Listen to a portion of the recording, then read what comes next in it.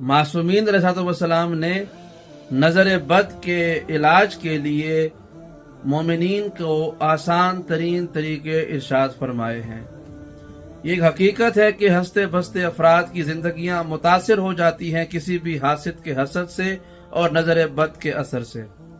लिहाजा जिस शख्स के बारे में ये गुमान हो कि उसे नज़र बद लगी है, उसे चाहिए कि एक गिलास पानी सामने रखकर उस पर अव्वल और आखिर 11 मरतबा सलावात पढ़ के पहले सूरह फातिहा, फिर आयतुल कुर्सी, फिर सूरह बकरा की पहली 5 आयतें, उसके बाद चारों कुल बारी बारी पढ़ के इसी तरतीब के साथ 7 मरतबा दोहराना है।